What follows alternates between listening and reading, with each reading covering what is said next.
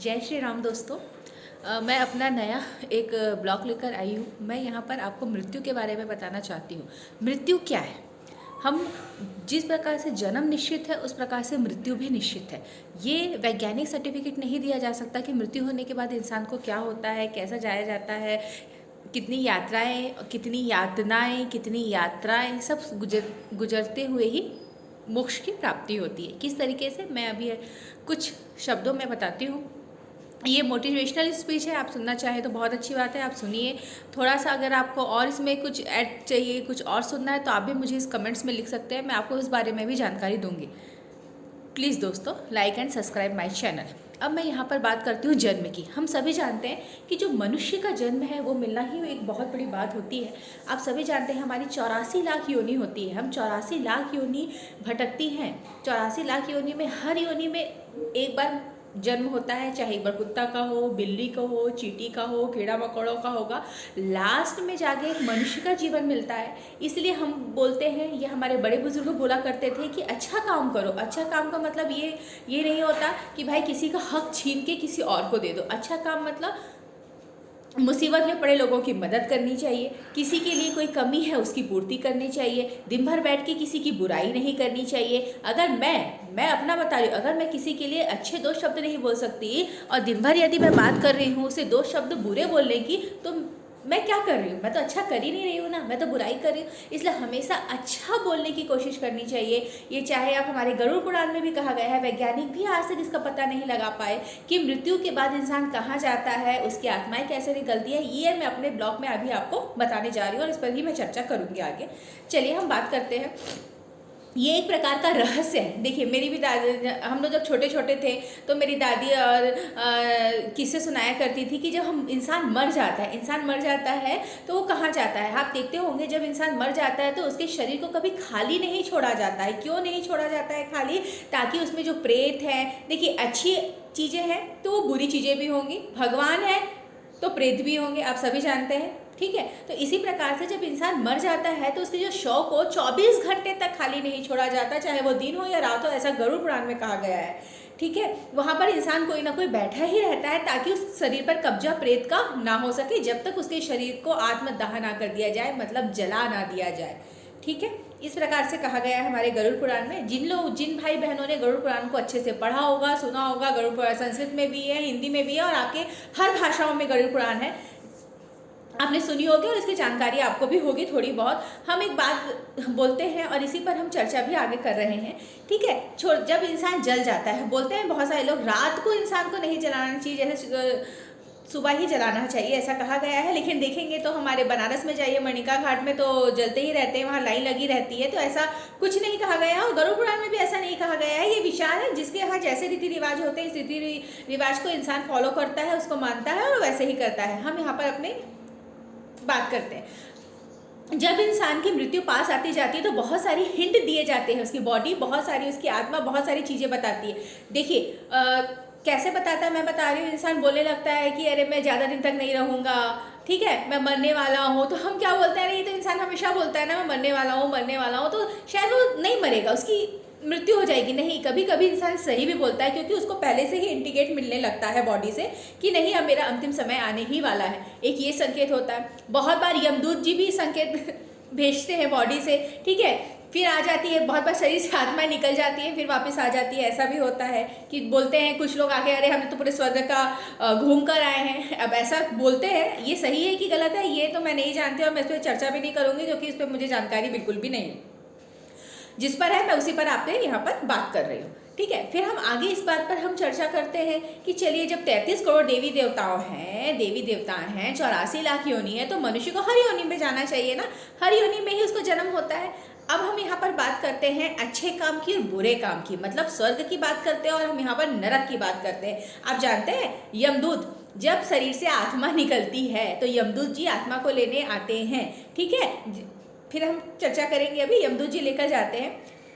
आत्मा जब निकलती है तो बड़ा कष्ट होता है शरीर से। क्यों होता है? जिन लोगों ने अच्छे काम किए होते हैं, ऐसा कहा गया है कि जिन लोगों ने अच्छे काम किए हैं, अच्छे काम का मतलब पैसा खर्च करना नहीं होता, लोगों की मदद करना होता है, अच्छे आचरण रखना होता है, अच्छी दो शब्द मीठे बोलने होते हैं, ये सब अच्छे काम है। ठीक है। बुरे काम मतलब किसी की संपत्ति छीन लेना, हड़प लेना और जो भी चीज़ें हैं आप दूसरों को व्यंग करना, ये सब चीज़ें बुरे काम की होती है। हम बोलते हैं ना, जब ये लेखा जोखा तो चित्रगुप्त जी के पास है, आप सभी जानते हैं। यमदूत जी किससे पूछते हैं, यमराज जी किससे पूछते हैं, चित्रगुप्त जी से इंसान का लेखा जोखा उनके पास होता है पूरा। हमें अपना लेखा जोखा मरने के बाद नहीं देना है, वो चित्रगुप्त जी हमारा लेखा जोखा ऑलरेडी रखे हुए वहाँ पर है। और जब यमराज जी पूछेंगे तो वो पूरा लेखा जोखा प्रस्तुत कर देते हैं कि फलाना व्यक्ति ऐसा ऐसा था। ठीक है। अब हम अगला चर्चा करते हैं। हम यहाँ पर जब बात करते हैं, जब शरीर से जब आत्मा निकलती है बड़ा कष्ट होता है। लोग बोलते हैं ना, अरे इसने अच्छा काम किया है तो अच्छा मृत्यु स्वर्ग लोक में जाएगा, इसने बुरा काम किया नरक में जाएगा। ये मरने के बाद कोई नहीं जानता कि हम नरक में जाएंगे कि हम स्वर्ग में जाएंगे, लेकिन ये बिल्कुल सही बात है। ऐसा हमारे गरुड़ पुराण में भी कहा गया है कि जो लोग बुरे काम करते हैं उसकी आत्मा बहुत कष्टपूर्वक निकलती है, लेकिन जो लोग अच्छे काम करते हैं उनकी आत्माएं जल्दी से निकल जाती हैं, उनको कुछ भी कष्ट नहीं होता। अगर यहाँ पर बहुत सारे लोग सोचते होंगे आत्मा क्या, शरीर को होना चाहिए ना। आत्मा क्या है, हमारे शरीर है ना, हम जितना है हम बोल रहे हैं एक छोटी सी आत्मा है, सूक्ष्म है, जो कोई भी नहीं दे सकता ना। आप मैं दे सकती हूँ, चाहे आप सूक्ष्मदर्शी यंत्र लगा लीजिए, माइक्रोस्कोप लगा लीजिए, कुछ भी लगाइए, वो इतनी छोटी रहती है, नहीं दे सकती।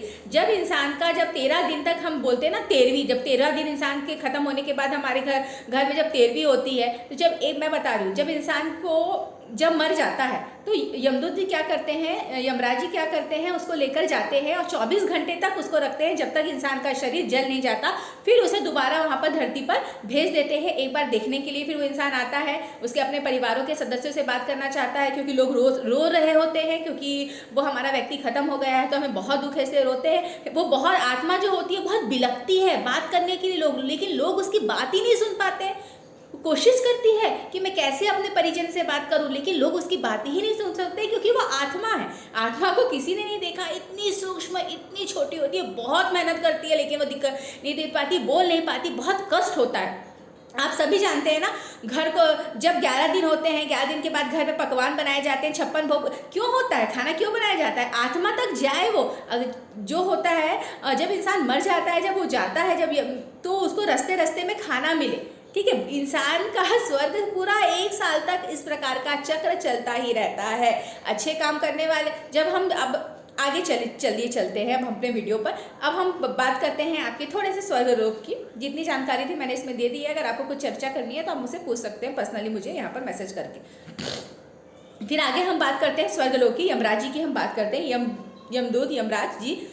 अब हम यहाँ चर्चा कर रहे हैं कि अरे हम तो बहुत अच्छे काम किए हैं, मुझे तो बिल्कुल स्वर्ग ही लोक मिलेगा, नर्क नहीं। चित्रगुप्त जी ने पूरा लेखा जोखा लिख के रखा है इंसान का।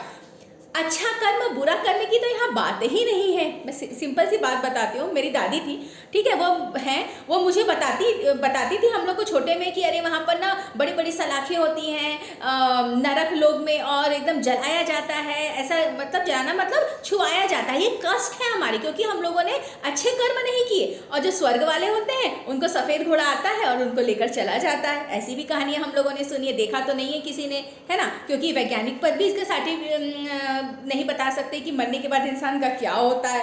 ठीक है। इसीलिए हम जो गरुड़ पुराण में लिखा है, थोड़ी थोड़ी जानकारी उस पर ही चर्चा और सुनी, उस पर ही मैं बताना चाहती हूँ आप लोगों को। ठीक है।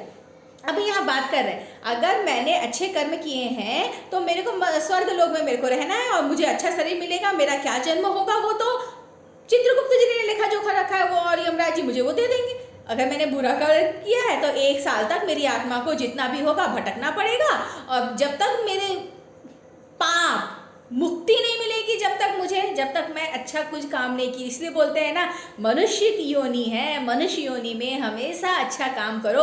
अगर आप चींटे के रूप में पैदा होगे, चींटी के रूप में पैदा होगे, मच्छर के रूप में पैदा होगे, काकरोच कोई भी हो, गधा बिल्ली बछवा, कोई भी रूप में आप पैदा हो, आपको कोई मसल देगा, कोई आपको खा लेगा। गाय का बीफ खाते हैं, जो नहीं खाना चाहिए, है ना। हम नहीं जानते, इस बारे में भी हम चर्चा कर लेते हैं, बीच बीच में आ जाता है। तो कहने का मतलब हमें नहीं पता कि हम किस रूप में होंगे। आज मैं मनुष्य के रूप में हूँ, मुझसे जितना कर्तव्य होता है मैं लोगों के लिए करती हूँ, नहीं होता मेरे पास नहीं है भाई, मेरे पास ज़्यादा पैसा नहीं है, सिंपल सी बात है, मेरे पास पैसा नहीं है, जितना होता है मैं उतनी, अगर मैंने ज़्यादा खाना बना लिया तो मैं एक व्यक्ति को थोड़ा ज़्यादा दे देती हूँ, भाई आप खा लो खाना, मैं उतनी रोटी कम खा लेती हूँ, सिंपल सी मेरी ये बात है। क्योंकि ज़रूरी नहीं है कि इंसान के पास पैसा होने से ही सब कुछ होता है, इंसान के पास अगर पैसा भी रहता तो सुख नहीं रहता, सुख रहता है तो पैसा नहीं रहता, दोनों एक नाव पे सवार नहीं होते, सुख और दुख एक गाड़ी के दो पहिए के रूप में है। अगर आज आपके जीवन में सुख है तो दुख जरूर आएगा, और यदि आपके जीवन में दुख है तो सुख जरूर आएगा, क्योंकि आपके ये पिछले जन्म के कर्म है जो हम सुनते हुए आ रहे हैं ना। आप लोग यही बोलते हैं ना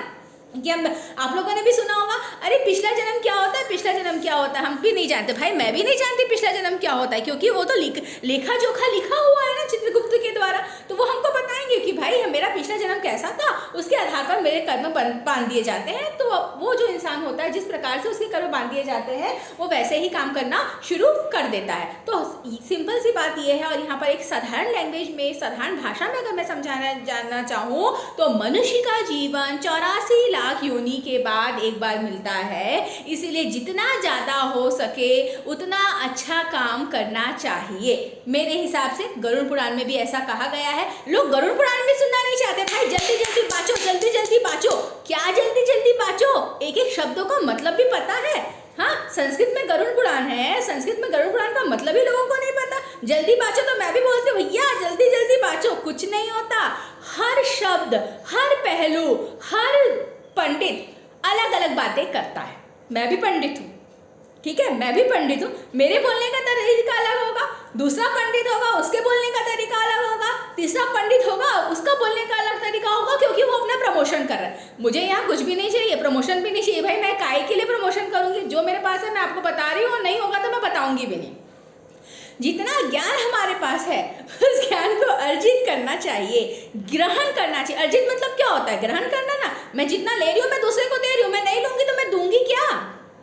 एक कमरे में बैठ के ना लैपटॉप चलाना सरल होता है, और हम बोलते हैं अरे मेरे को ये दर्द हो रहा है। अरे भैया मरने वाले हो, तुमको दर्द इसलिए हो रहा है क्योंकि जो तुम्हारा लेखा जोखा है ना ऑलरेडी वो लिखा हुआ है। मुझे भी तुम्हारे लेखा जोखा लिखने लड़ने का कोई शौक किसी से नहीं है। सिंपल सी यहाँ पर बात होती है, अगर मैं 2 शब्द मीठे नहीं बोल सकती किसी के लिए तो 2 शब्द मुझे बुरे भी नहीं बोलने चाहिए। बोलते रहो बोलते रहो बोलते रहो। आजकल तो आपको मैं सही बताऊँ, मैं इतना सुन के पागल हो चुकी हूँ कि ना मैं अच्छा बोलने का मेरे को अच्छे मज़ा आता है, ना बुरा बोलने में मुझे मज़ा आता है। जिसको जो करना है करो। स्वसंद जय श्री राम। दोस्तों प्लीज़ मेरे चैनल को जाके लाइक और सब्सक्राइब कीजिए।